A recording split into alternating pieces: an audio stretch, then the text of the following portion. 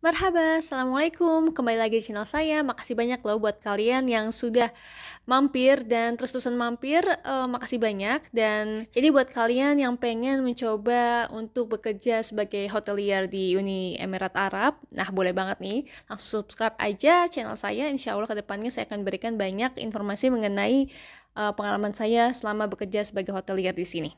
Kali ini saya ingin bercerita mengenai apa saja sih yang ada di kontrak saya gitu. Jadi kontrak ini ada 5 lembar dan setiap lembarnya itu harus ditandatanganin sebagai bukti bahwa kita sudah membaca semuanya dengan detail dan menyetujui apa yang ditawarkan. Oke. Pertama yang mereka sebutkan adalah karena waktu join itu hotel masih baru banget, baru buka gitu, bukanya Maret 2017.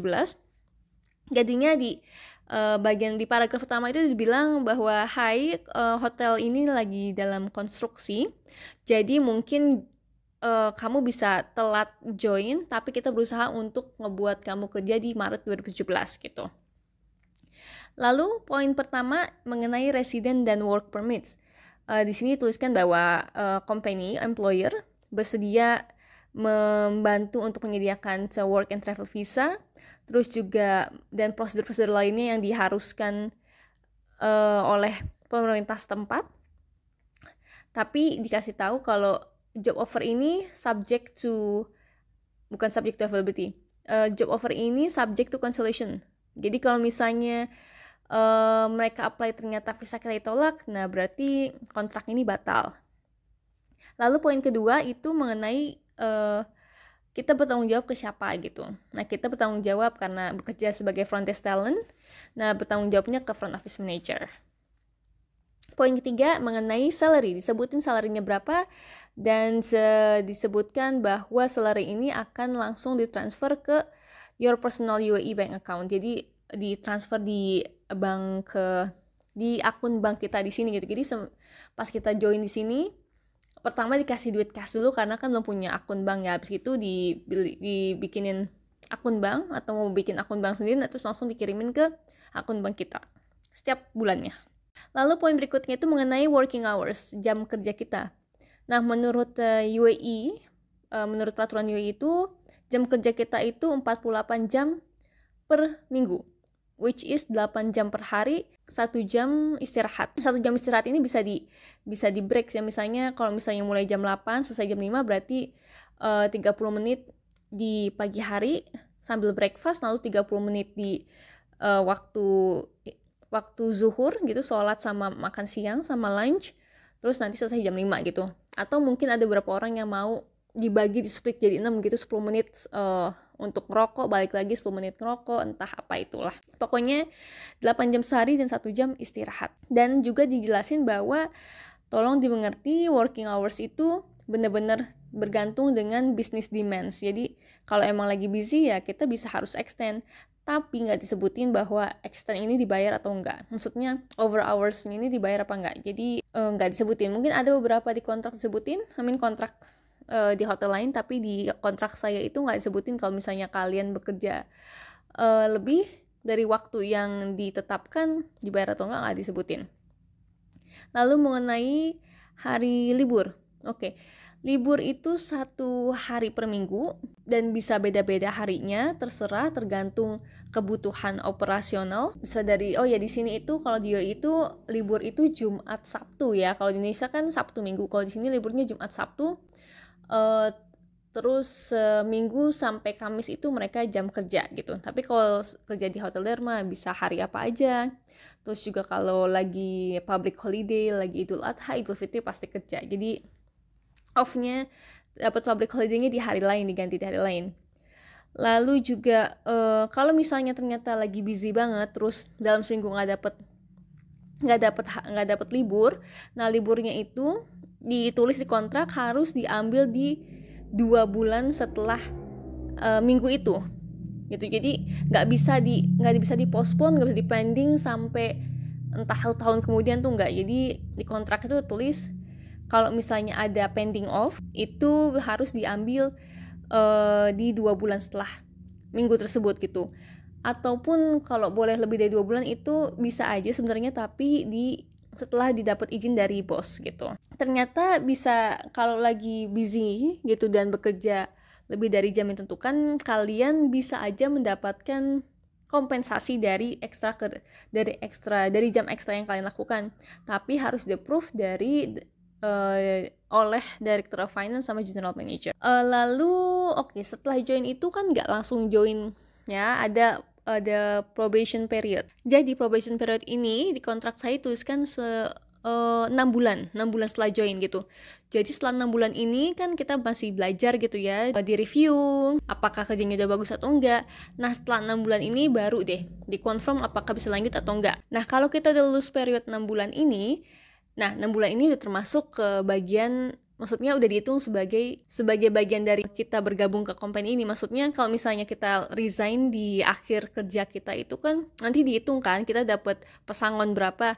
Nah di 6 bulan probation period ini udah dihitung untuk dia masuk bagian dari hitungan pesangon kita gitulah. Dan di 6 bulan probation period ini, baik employer sama kita, kalau misalnya employer nggak puas sama kita atau kita nggak puas dan nggak senang sama kerjaan ini, kita bisa langsung resign, atau company bisa terminate kita langsung gitu aja tanpa ada kompensasi gitu. Misalnya kita kalau misalnya mau resign aja, nggak perlu ngejelasin reasonnya apa gitu. Dan ketika company mau terminate kita, mau mecat kita juga, mereka nggak perlu ngejelasin kenapa. Dan di sini di 6 bulan pertama ini employer itu nggak perlu bayar apapun. Maksudnya nggak ada pesangon, nggak bakal ngasih kompensasi apapun ke talent. Jadi ini udah salah satu kebijakan ya, kalau misalnya ada yang mau resign atau company terminate kita, kebijakannya kayak gini. Lalu poin berikutnya setelah period probation mengenai akomodasi.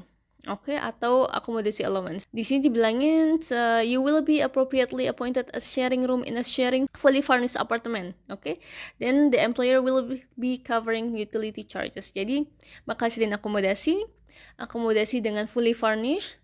Jadi udah ada maksudnya udah dikasih kasur lah, meja makan, AC lah, mesin cuci kayak gitu. Dan juga company yang bayar charges listrik, air, wifi sih nggak di setiap kamar ya, wifi cuma ada di common room gitu. Selain akomodasi sediain, kalau misalnya kita mau living out gitu, kita maunya allowance, kita bisa juga. Atau kalau misalnya company ternyata kehabisan sekamar, company nyuruh kita untuk living out, jadi bisa ya, tergantung. Tapi kalau saya tinggal di akomodasi yang dikasih sama employer, sama hotel. Lalu mengenai personal property, the employer itu maksudnya yang mempekerjakan kita nggak akan bertanggung jawab atas segala properti pribadi kita. Jadi kalau misalnya kita punya barang berharga, dimohon untuk jaga baik-baik. Lalu mengenai transportasi, nah transportasi ini disediain, tapi as applicable. Jadi kalau misalnya kerja sebagai hotelier itu biasanya akan ada bis setiap 1 jam sekali, 30 menit sekali, tergantung ya hotel mana gitu. Nah untungnya akomodasi saya itu cuma jalan 10 menit, jalan kaki 10 menit aja nyampe, jadi bis nggak perlu banget di sini. Tapi kalau misalnya kerjanya kayak Dubai gitu, bisa mungkin 15 menit, 30 menit dari akomodasi itu bisa dapat disediain bus.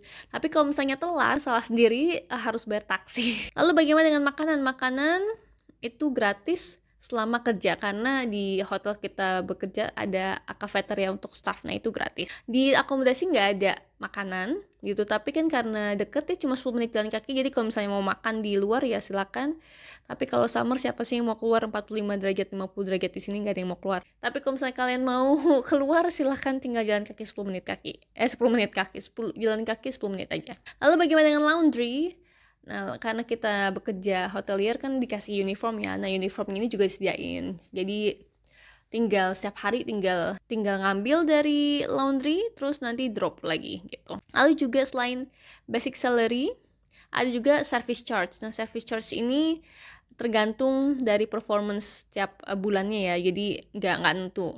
Dan beda-beda lah. Kalau misalnya hotel saya sih hotel kecil, hotel bintang 4, tapi kalau hotel yang bintang 5 gitu, mungkin yang di Abu Dhabi atau Dubai mungkin bisa dapat banyak kali ya, 1.000, 2.000. Tapi kalau misalnya hotel kecil ya lumayan, 200 sampai 500 dirham, alhamdulillah. Lalu poin berikutnya mengenai vacation. Nah, jadi kalau kita sudah bekerja selama 12 bulan, nah kita bakal mendapatkan 30 hari liburan yang dibayar. Dan juga ada public holiday, kayak maksudnya kayak waktu-waktu cuti, hari-hari besar, hari nasional di sini kayak gitu. Dan hari-hari public holiday ini ya harus diambil sama seperti hari libur, maksudnya hari libur mingguan, itu harus diambil di 2 bulan setelah hari tersebut gitu. Jadi nggak bisa dipending kecuali di-approve dengan Director of Finance dan General Manager. Setelah vacation juga ada dapat tiket gratis selama setiap 2 tahun sekali. Nah, jadi setiap selesai 24 bulan gitu dapat tiket PP gratis dari UAE ke negara kita gitu. Jadi kalau saya sih dari Indonesia, jadi UAE. Dan kalau misalnya mau pergi ke tempat lain bisa aja, selama misalnya kita mau liburan ke Eropa gitu, bisa aja minta request ke Eropa asalkan budgetnya sama. Kalau misalnya budgetnya kelebihan berarti kita harus nambahin sendiri gitu. Setiap hotel beda-beda ya. Jadi kalau saya itu sistemnya company yang booking flight tiketnya. Mungkin di tempat hotel lain itu mereka ngasih flight ticket allowance. Jadi kalian mau pulang atau enggak terserah kalian dapat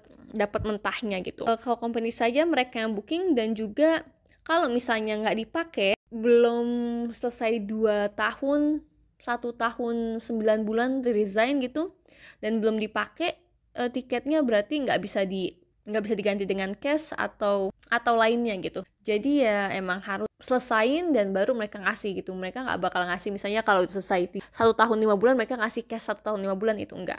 Jadi emang sebaiknya selesaikan 2 tahun untuk mendapatkan tiket gratisnya. Lalu bagaimana dengan insurance, medical insurance? Ya, medical insurance juga dikasih pastinya dari hotel. Nah, bagaimana dengan duration of contract? Nah, kontrak saya ini judulnya unlimited contract kayaknya ya. Judul kontraknya unlimited contract. Jadi, your contract will be for unlimited duration. Both parties may cancel the employment contract without assigning any reason by giving 2 month written notice. Jadi, setelah 6 bulan selesai probation period, itu masa percobaan selesai 6 bulan. Nah, kalau misalnya mau resign setelah 6 bulan itu harus ngasih 2 month notice. Jadi setelah resign harus bekerja selama 2 bulan dulu. Kontrak saya ini itu 2 tahun ya, kontraknya selama 2 tahun, tapi kan unlimited contract. Jadi kalau misalnya mau lanjut silakan lanjut, kalau mau udahan ya udahan. Dan sebagaimana tentang resign. Oke. Karena keberangkatan di sini kan waktu itu flight ticket, visa, dan segala prosedur atau dokumen-dokumen diperluin di sini untuk mendapatkan ID juga, itu kan company yang ngurus. Jadi ada penaltinya gitu. Kalau resign di tahun pertama, berarti kita harus bayar semuanya. Entry visa fees, medical examination fees, resident visa fees, relocation cost, health insurance and health care, lalu juga ada recruitment ticket, lalu juga expenses lainnya yang telah dikeluarkan oleh employer untuk keberangkatan kita ke sini. Dan kalau misalnya kita resign di tahun kedua, ya tahun kedua maksudnya belum komplit 2 tahun, di tahun kedua kita harus bayar 50%-nya. Dan kalau misalnya resign setelah 2 tahun berarti nggak perlu bayar apapun. Poin berikutnya adalah mengenai end of service benefit atau mungkin gratuity atau dibilangnya pesangon kali ya. Cara ngitung pesangon ini gimana? Nanti di video berikutnya ya. Nah, di poin terakhir, ini adalah poin terakhir, job offer validity. Job offer ini, kontrak ini berlaku hanya dalam 7 hari setelah diterimanya offer ini. Jadi kalau misalnya setuju dan kagak keberatan sama offer ini, tolong dikembalikan, tolong desain setiap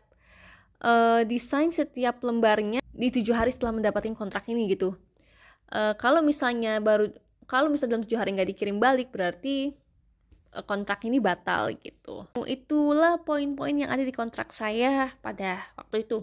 Nah, mungkin kalau misalnya mau tahu lebih jauh gimana sih akomodasinya, gimana sih kerjanya itu seperti apa di Frontiers Talent. Nah, mungkin di video selanjutnya.